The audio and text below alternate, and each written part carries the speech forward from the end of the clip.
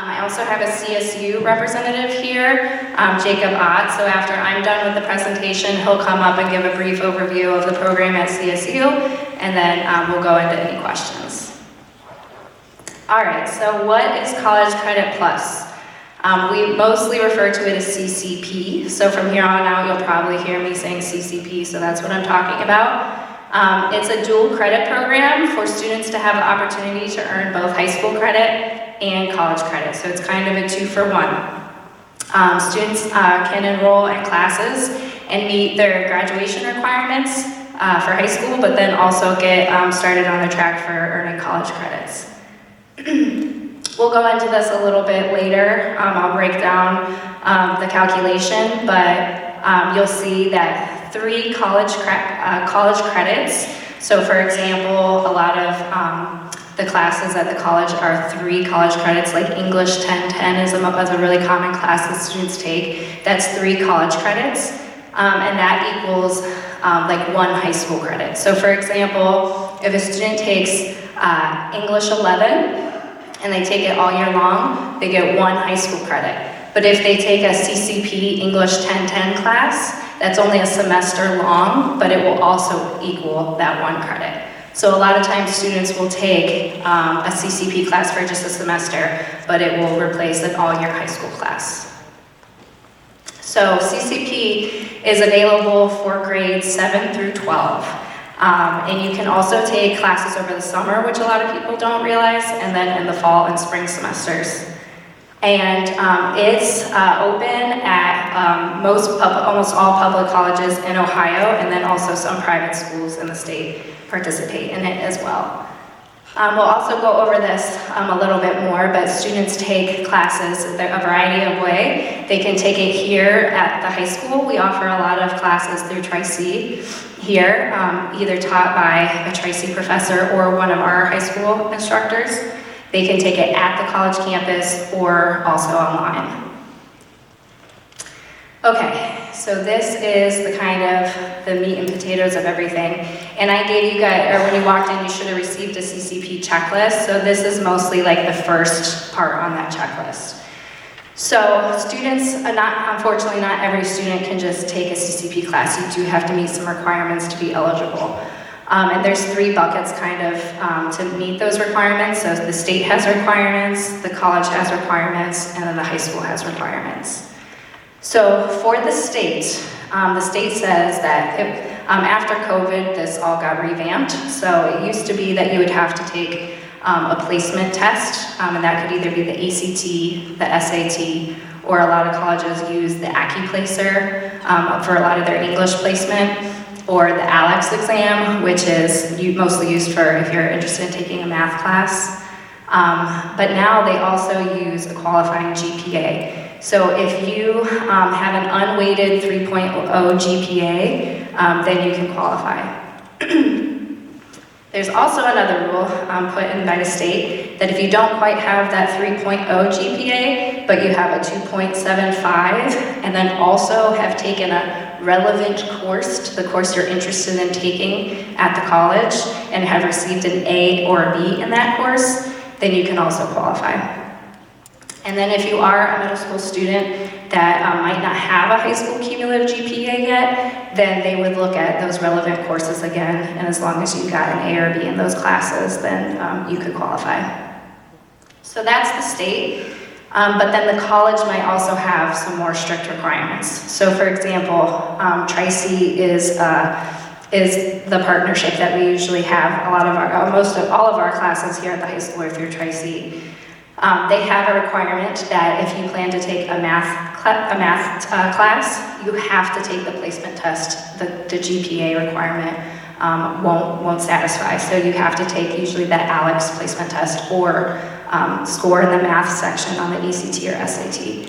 So it does matter which class you're planning to take. So if you're planning to take an English class, they're mostly going to be looking at the English section of the placement test. If you're taking a math course, then they'll be looking at the math placement test.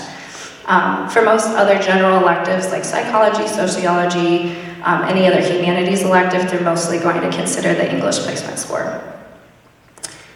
All right, so that's mostly the college requirement. And then at the high school, we just have a requirement that by April 1st is the big deadline, and that's also listed on that checklist. You have to fill out an intent to participate form. And this is a Google form that we have linked on our website that I'll show you at the end where to find that. But that's basically, we just need a heads up as a district to know how many students plan to participate in CCP.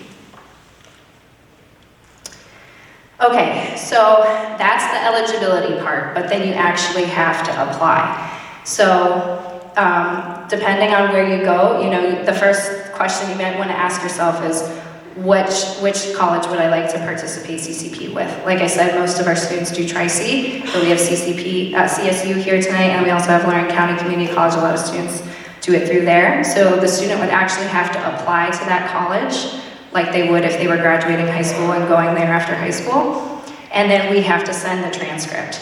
So on that intent to participate Google form that I'm gonna show you that's on our website, we also have like a transcript release that you just have to sign off that we can release your transcripts. And then again, if you have to take the placement test, a lot of the college's websites will have information on how to sign. You'll sign up through the college's websites, but then they'll also have like practice materials for you to prep for those exams. Okay, so like I said, I indicated that classes can be taken here at the high school, or they can be taken off campus or online. So how the student registers is a little different depending on where they're planning to take it. So if they're planning to take it at the high school, they just need to meet with their counselor. We're gonna start scheduling in 2 weeks. Actually, recommendation week is gonna be next week. So the student will come in, say they're interested in taking a CCP class, and then the counselor will check their GPA to see if they qualify. If not, we're gonna recommend that you go take that placement test.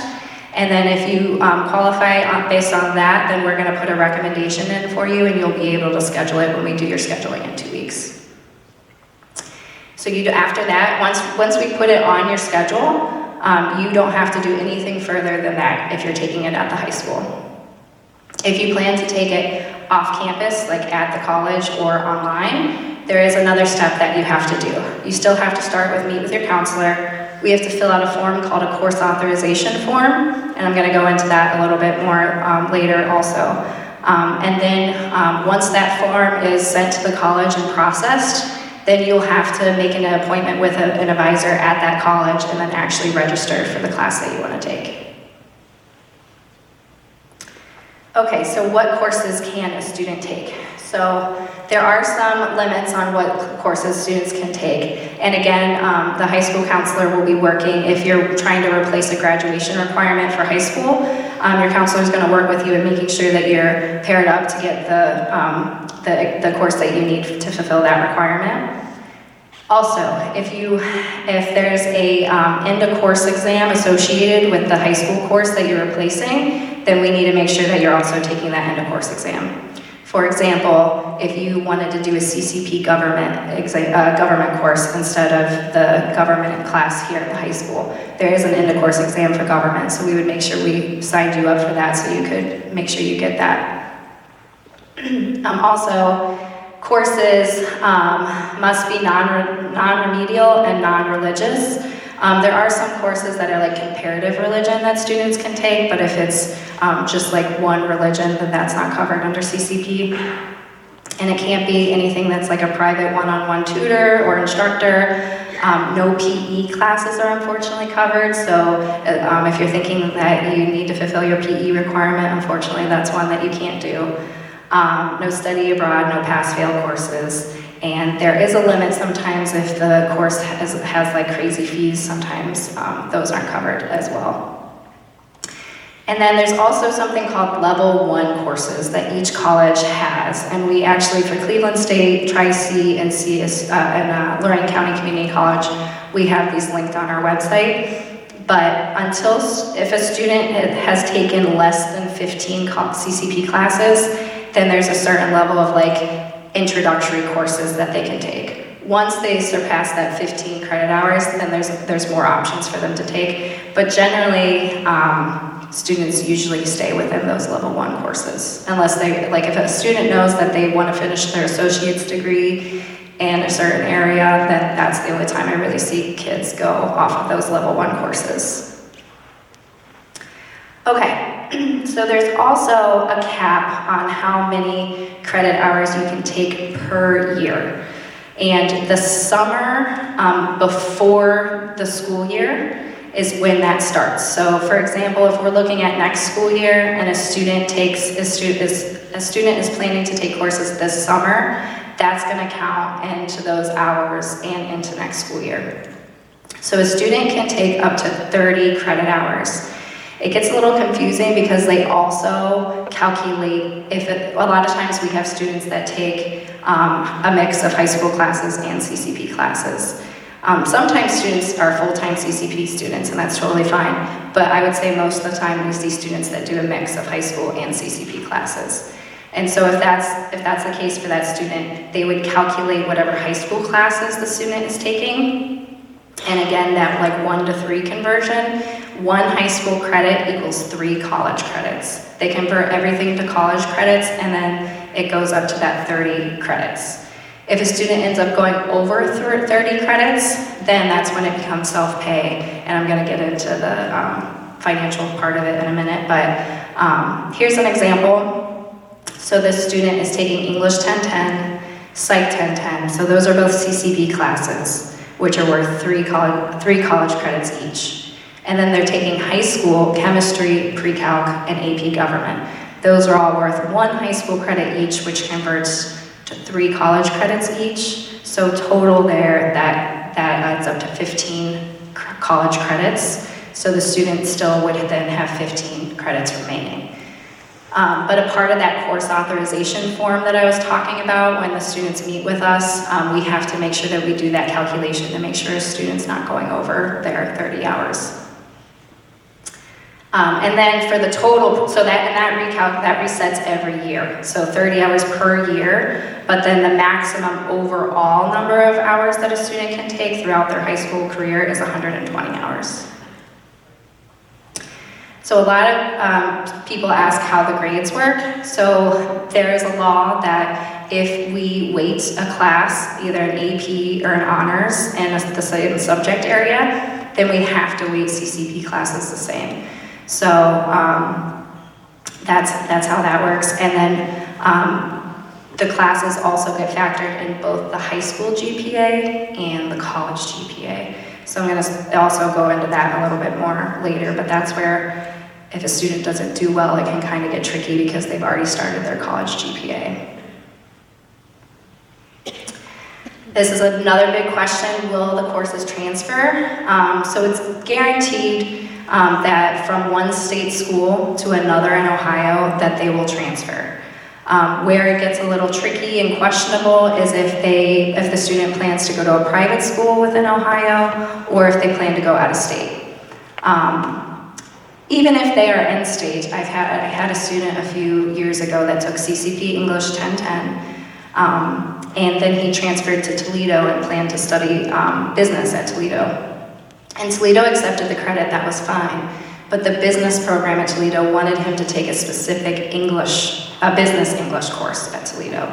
So he had to retake English, but then that CCP English class that he took just counted as like a general elective that they have to take. So sometimes even if it transfers, it doesn't necessarily mean that it will transfer towards your exact major. But there are some websites that you can check. They're not always 100% accurate. I think the best way to check is to do your research, and it's also, you kind of have to know where you're planning to go after high school, but to look at what the CCP class is and then reach out to the college that you plan to attend and ask them if they would accept that credit. But transferology.com or transfercredit.ohio.gov, those are two good websites you could first check. Are there expenses to participate? So if you are planning to take at a state school, a CCP class at a state school, then there are generally no costs to participate, and that's including the cost of the course and the cost of the book or books. So that's a really huge benefit to the program. Sometimes if you're looking at going to a private school, there might be some small fees that occur. We don't have a lot of students go to private schools, so I've never actually seen that situation play out before to know like how expensive they are. But there could possibly be if it's a private school. And there could be some other situations where they have to pay for like parking or transportation or things like that. The only time, and I keep saying I'm going to go into this later, but the only time where a student would have to pay for the course is if the student fails or withdraws from that course after the deadline, and then the student's responsible for not only the course but also the books. So when you fill out that intent to participate Google form that I keep referencing that's on the website, it will ask you how you would like, there's two options for you to choose, how you would like to enroll as a CCP student. The state selected these options, so you would think it makes more sense for option B to actually be option A, because most people select option B, which is you plan to participate in a dual enrollment to earn both high school and college credit, and you would like the school district to be financially responsible for it. If you choose option A, you could say that you either want dual credit or you just want college credit. You don't even want it to go towards your high school transcript, but the family is financially responsible for the books and the course. Okay, so there are some big differences with CCP classes. And it, I think always depends on the professor and whether they're here at the high school or off campus. But just the structure of the classes are sometimes different. Like there might be only one final exam at the end of the semester. So, students might be used to getting tests at the end of every chapter, but this professor's saying there's only going to be one final exam. Usually there's more study time required, so they say that usually it's 2 to 3 hours of homework or time studying per night for that, where it's going to be probably half of that for high school. And then the knowledge acquisition, just the amount of like out of class time spending to prepare for the course. Like the college classes require more time for you to read independently on your own to know the material. And then grades, again, sometimes like high school classes have participation grades or homework grades, but college classes oftentimes do not have those same structure of their grade breakdown. The parent's role is also very different with CCP. So at the high school, you can work really closely with contacting the teacher or contacting the counselor. If there's ever an issue, you can have access to their Power School grades. When a student takes CCP classes, they are expected to be a college level student. So that means they're responsible for communicating directly to their professors. There is actually a law called FERPA, Family Education Rights and Privacy Act, that the professors cannot release any information to you as the professor or me as the counselor. So there might be a time where a student is not doing well in the CCP class and you as the parent don't know and I don't know as the counselor, and we might not find out until we get that final grade. So that's a very real thing.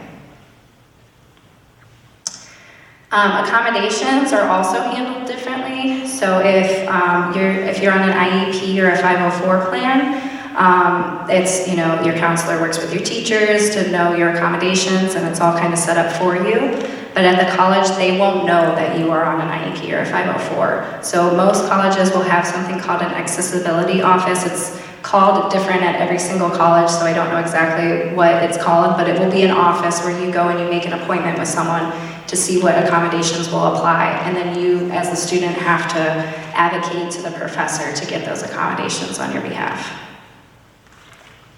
And that's the same, I will say, even if for not CCP, like after high school, when students go to college, that's usually how the accommodation process works. Okay, so what does it mean to be college ready? So it's not just about being academically ready, it's also about being able to be emotionally and socially ready to have those, they might be having pretty adult conversations in their class, so sometimes students are exposed to things that are more adult than high school content. Students also need to be very good with time management and organization, because just keep in mind that CCP classes, again, count for high school credit, and it starts their college GPA as well. And also sometimes, I've never really seen this much. I think it's for students that take a lot of CCP classes, but if a student takes a lot of CCP classes, sometimes the financial aid package once they go to college could be different, because they could already be considered as like a college student instead of a first-time student. So there are a lot of benefits of CCP. So you obviously, the students are earning both high school and college credit, so it's a 2-for-1. They get a head start on understanding what it's like to be a college student. It does look really well on the students' transcripts when they are applying to college that they've been able to handle a college level class. And obviously financially there's a benefit, because you can save on tuition and textbook cost. But there are some risks, like I said. So if a student fails or withdraws from a course after the deadline, the student has to pay for the cost of the course and also the books. It's going to go on both the high school transcript and the college transcript, which means it's going to impact the GPA for both high school and college, and it could impact financial aid, like I said earlier. And then also, that leads us to, there is a CCP probation. If a student drops below a 2.0 GPA for their college GPA at 2.0, then for the following semester, a student is placed on probation, and that means that they cannot enroll in the same, or if they fail a class also, they can, and it's below a 2.0, they cannot enroll in the same class that they failed the previous semester, so it has to be another related subject area that they take, and then they have to do well enough that their GPA rises above a 2.0. If it doesn't rise above a 2.0, then the student can be CCP dismissed, and that's permanent. So for their high school career, they would no longer be able to participate in CCP courses. There's also, we do have some students that participate in CCP full-time, so they don't even step foot on high school, at Westlake at the high school. They just go to the college every day or take their classes online.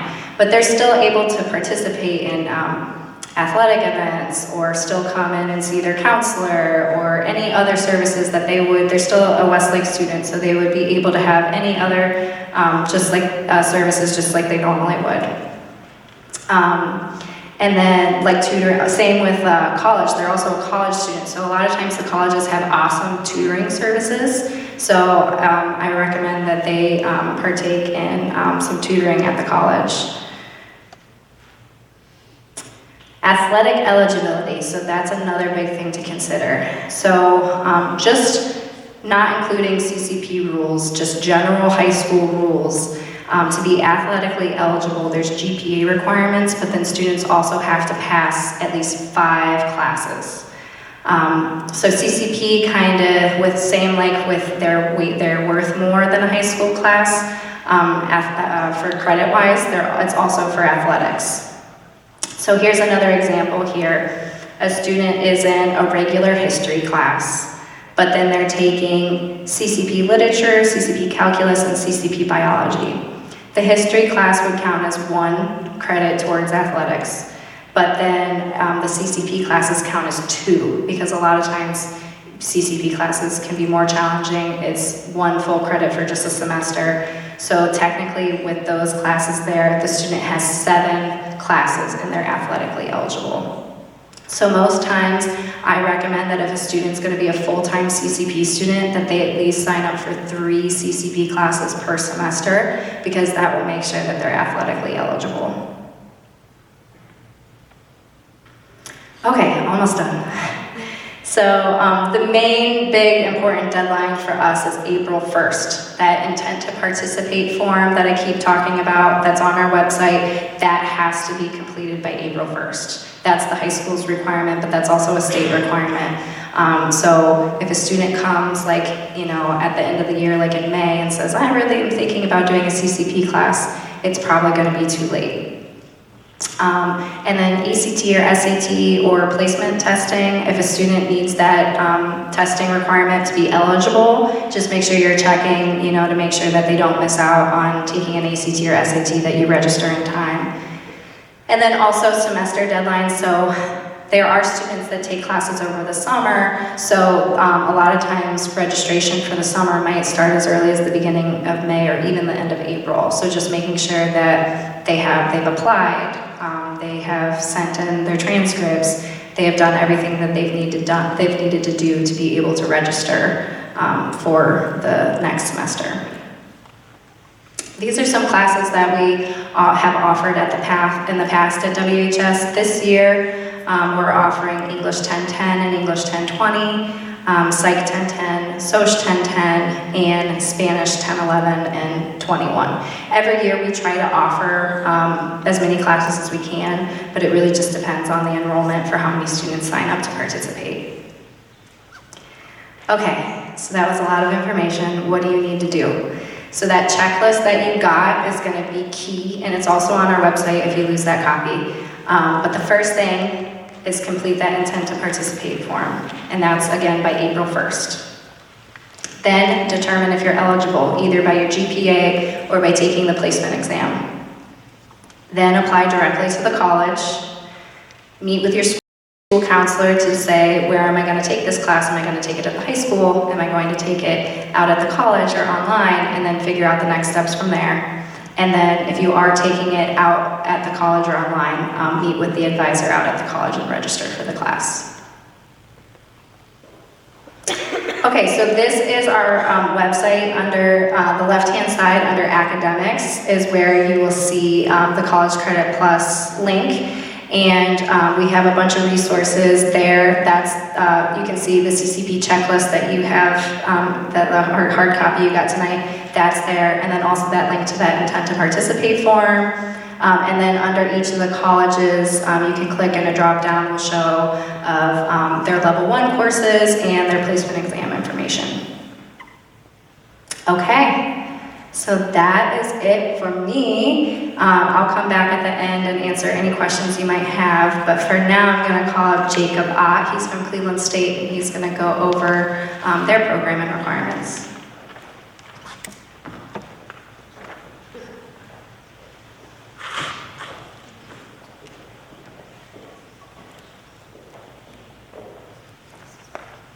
Alrighty, hi everybody. My name is Jacob Ott.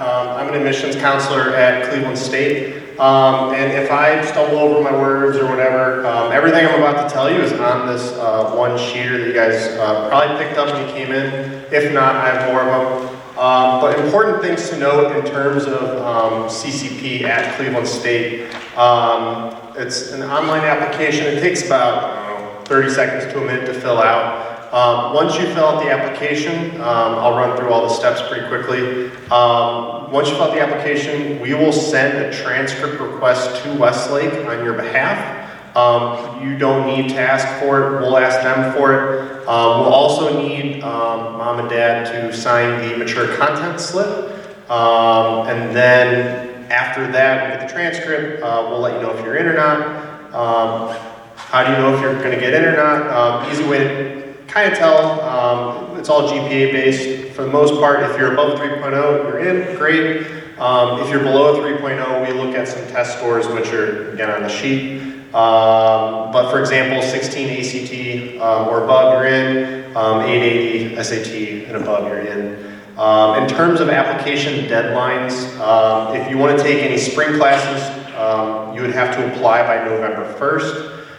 If you want to take any summer courses in either of our 2 summer semesters, we would need that application in by April 15th. And you'll need to be accepted to Cleveland State by April 15th. And if you want to take any fall courses that begin at the end of August, we need that application by June 15th.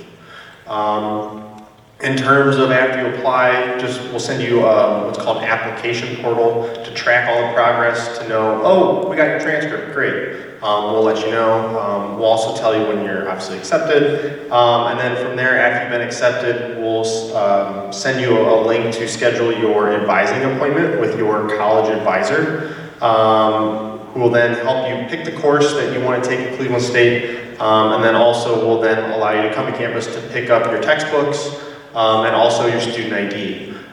The one thing to note with like a student ID at Cleveland State, being that most of our classes are in person with CCP, you might be required to have a class in the computer lab. You might need to have a group project in the library at 8 o'clock at night. So how do you do that? You need an ID to get in. So we make sure you have all that set up before you take any classes weeks ahead of time to check all the boxes.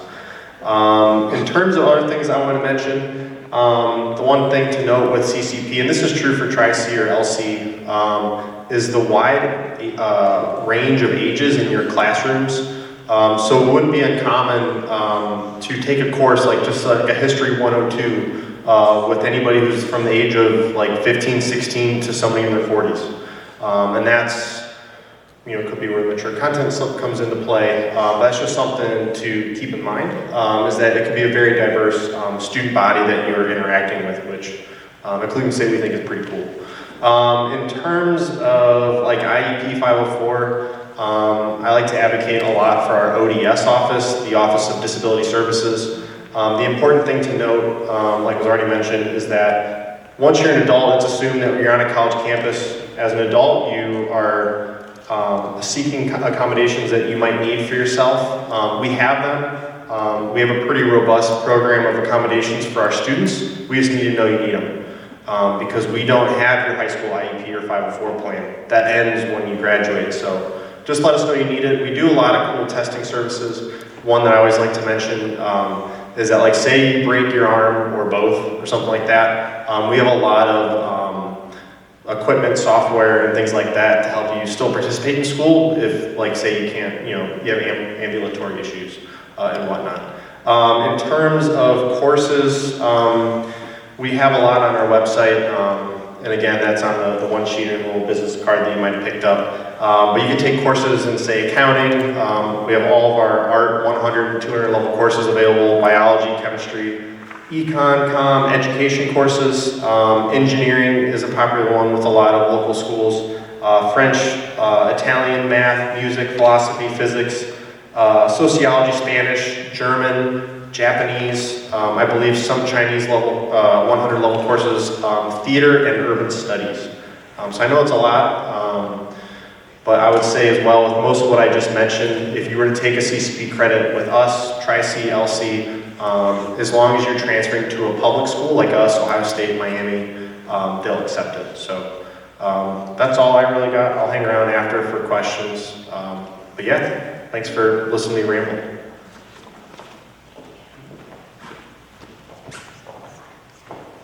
All right, so that was a lot of information.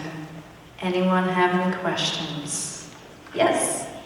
My only question is the list of classes that you showed that are available, those are the ones that are just at the high school? Like Yes. They stay at the high school? Yes, yeah. So those are what we would offer. Yeah, Okay. yeah, it could always change. Okay. And then those level 1 courses that I was referencing, and that's what Jacob was saying that they offer at CSU, that's the options that they can take until they reach those 15 credit hours, then they can have even more options. Gotcha, thank you. Mm-hmm.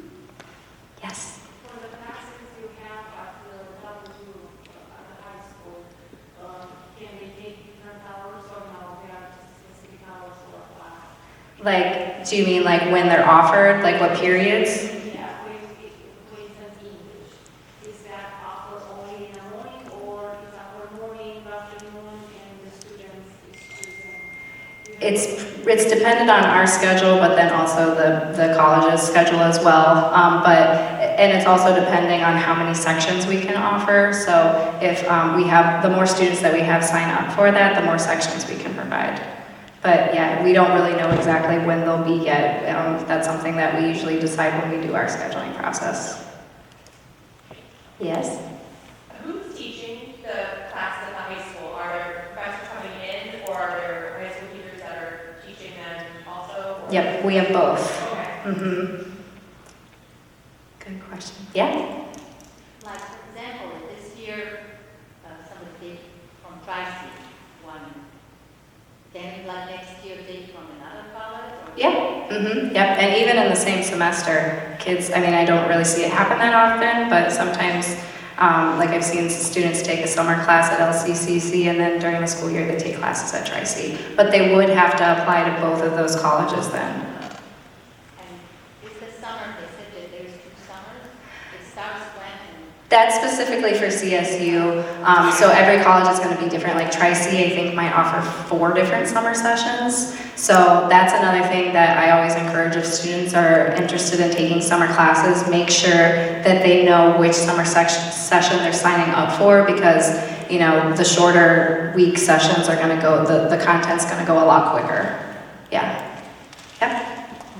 Does a CCP course on a college transcript show up any differently than if they would have taken it post-high school graduation?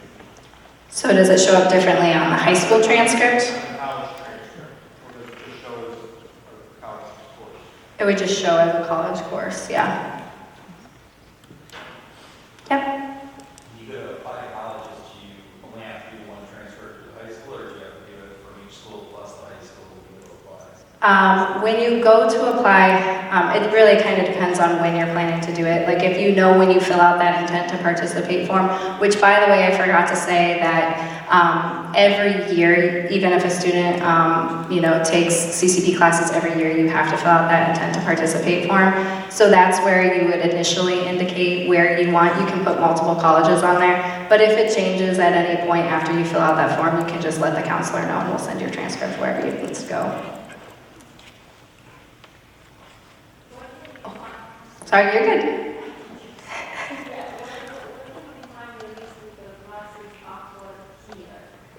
For here, so we're doing the scheduling 2 weeks, and then that's when we'll kind of get an idea of how many classes, how many students register for those classes to know what we can provide.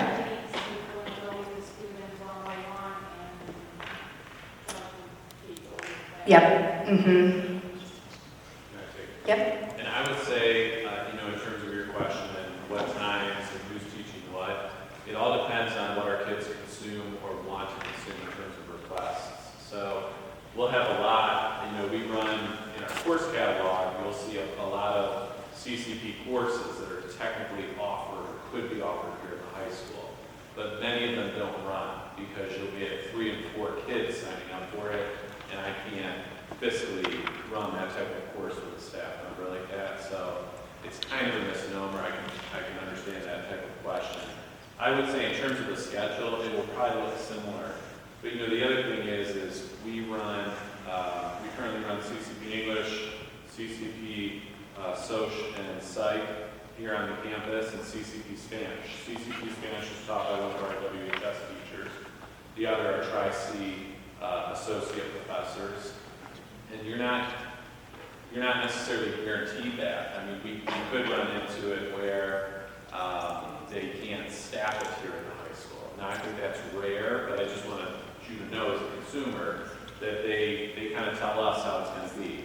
We give them a lot of money, so they tend to, you know, help us out. But that's really where they're winning with them and your kids. So. And if it were, you know, we have full intentions to run a course, but then it doesn't end up running, the counselor will meet with the student and say, well, your option would now either be to go out to the college and take it or see if it's offered online. Or we can try to replace it with just a high school class here. But for here, for instance, in English, do you have enough students to offer different year, or only? We have two sections worth this year, right? 2 sections. Correct. Yeah, all of our CCP courses here on campus run. I think it's first and fourth period, so like morning and midday, yeah. And this year it's 3 and 4. Oh, 3 and 4, Yeah, okay. it could change, but they generally have taken place 1 through 4, period-wise.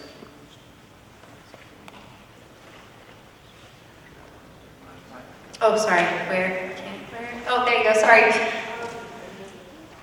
I plan to take a course at a private college, do I just fill that in and we Yep, and then, yeah, we will send your transcripts there. Yeah? What percentage of students do you see being enrolled in college credit courses, and do you see that percentage increasing as they move forward their senior year? That's a really good question. I don't know the exact percentage, I probably should know that, but I would say maybe 10%, if that. But I do see it increasing. I do think especially, I think the online sections are very favorable to the students. Sometimes I get a little scared about them taking online sections because it's a little more loose. They have, kind of like assignments are due like whenever they are, there's no like face-to-face time with the instructor. But because of COVID, a lot more of the colleges are offering online sections, which make it also easier for the students to fit into their schedule. So a lot of times if a student is taking both high school classes at the high school and classes out at the college, then they need to work with their counselor to make sure they're arranging their schedule to be able to leave to go out to the college. But if they're taking it online and they don't necessarily have a time where they have to be in a seat in front of a professor, it makes it a lot easier for them to be able to fit those classes in. And I would say it ebbs and flows too in terms of AP or CCP, because those kind of compete against each other a little bit, and our students do talk to each other, right? So they're interested in who's teaching what, both at the college level, they'll go online and check ratings, or even in our building, who's teaching what, and then truly we have seen a lot of what the easier route is. How much can I stay at home and get college credit? I thought that's understandable, but those things do make a difference, I think, in terms of that added flow. What is the major difference between the CCP and UB? So they both are opportunities to get college credit. AP is taught at our high school and by our teachers. I think the biggest difference is CCP, you get the credit by passing the course. At AP, you get the credit, you have to take the AP exam at the end of the year, and then depending on how you score on that exam, and every college has their own requirements for every AP exam, what they prefer. So the credit isn't automatically guaranteed with AP like it is with CCP if they pass the class. Yeah. Does the GPA roll over on any class like the CCP, or the CCP is the only one that holds the GPA? As far as like rolling over to the college, you mean? Yeah, you get the credit. Yeah, no, it doesn't start their college GPA like CCP does, but they can get the credit.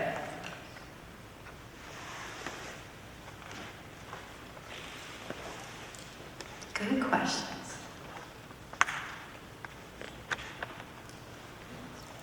All right. Can I ask one? Yeah. Okay, I'm gonna ask one. And we're doing AP info night tomorrow night virtually. We decided to break it up this year because we felt in years past that CCP tends to dominate this conversation, and our AP teachers wanted a chance to talk to you, and I think it's important that you hear from them this year too, just to give you a little background. But I'm just curious. I'm Rob Wilson, the principal, by the way. I kind of help with that. Sorry. I have one question, if you don't mind. We're looking for feedback post-COVID world, virtual versus in person. Can you raise your hand, just be honest with us, if you would have preferred tonight to be virtual?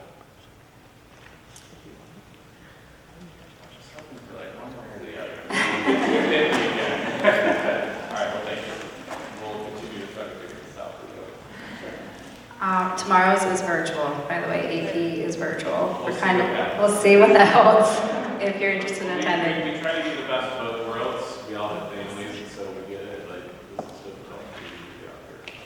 Tomorrow you can push the other way, too. Yeah. My prior question earlier, in terms of like transcripts, does your CCP credit end up on your Westlake transcript when you submit it to colleges? So say if you apply as a student, you apply to Kenyon College, is your CCP credit LC on your Westlake transcript, or do you have to request that transcript from LC when you apply to Kenyon? It's on the high school transcript. But it will say CCP. That's what I was kind of confused about earlier with the college. It will be indicated on the high school transcript that that's a CCP class, not a high school class. Along those lines, too, do they ask where you took your class at, or when you apply? Yes, so typically most students are using the Common application to send applications, and on there's a question that will ask if students have ever, and students get tripped up on this question all the time because it asks if they've ever taken college classes, and sometimes, especially the students that take classes here at the high school, sometimes don't consider themselves taking college classes even though they are. So they need to answer yes to that question, and then the Common App will prompt them to put in the college where they took those classes. Yeah? When the students are meeting with their counselor individually, are the counselor can discuss the appropriateness of CCP or AP classes for them? Yeah, we do. Sometimes it's difficult because the students, have, their mindset, and, that's where it just gets a little scary because, I like in a way that there's those eligibility requirements because it kind of, even though in my personal opinion, they're kind of, they can't be easily obtained, but it is just at least another placeholder to be like, okay, well, if you're struggling to meet the eligibility requirements, then maybe we should consider, something else. But if you're talking about the difference versus AP or CCP, then yes, we'll also have that conversation. But mostly it will look like my first question will be, where do you plan to go to college? Do you plan to stay in-state at a public school, or do you plan to go out of state? Yeah. What about success rate for the CCP classes? Yeah, so I think generally we have a lot of students that do well. I would say there's a handful of students that fail every semester, maybe less than 10 definitely, but it does happen.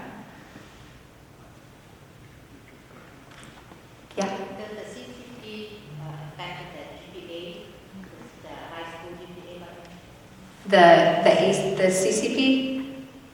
Sorry, can you repeat that? The course that you say, whatever grade you get, does it affect the GPA? Yes, it affects the GPA at the high school level, and it starts their college GPA. So when they go to apply to college after high school, they will already have a college GPA. Yeah. Is it being considered passing for CCP? That's a good question.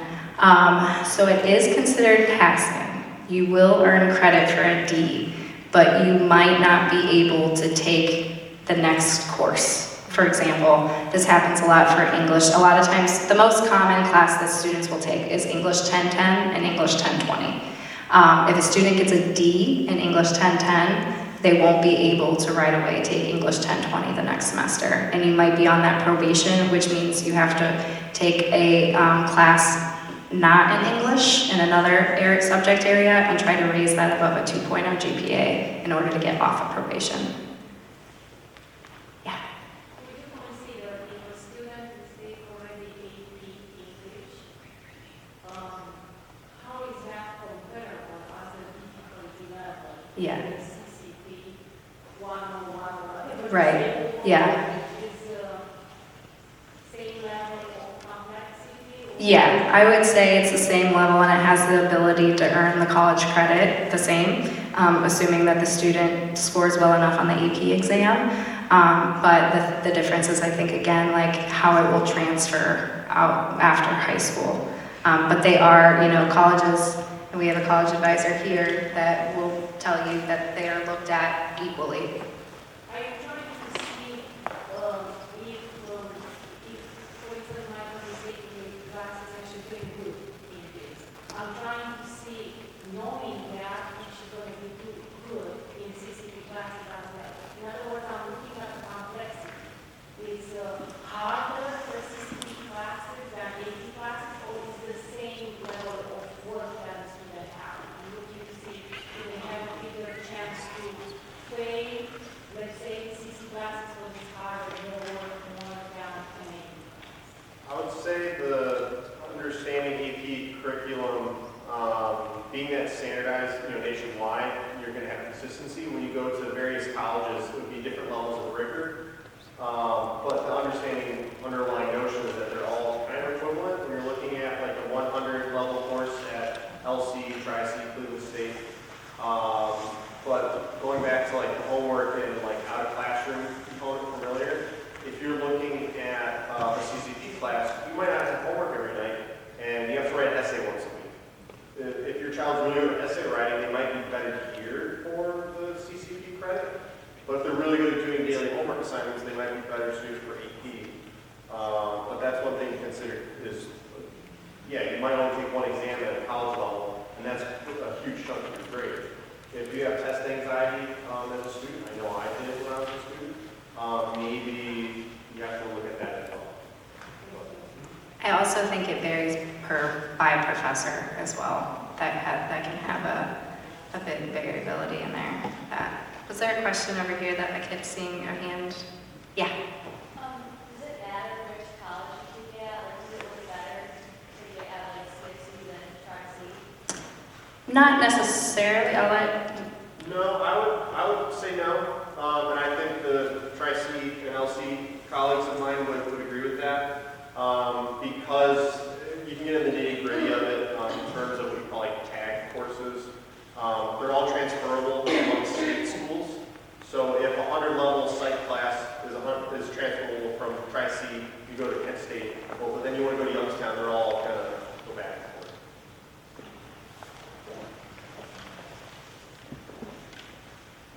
Okay. Well, thank you so much for the questions. That means you were actively listening, and I appreciate your time. I'll stay around if you have any questions on your way out, but I really appreciate everyone coming.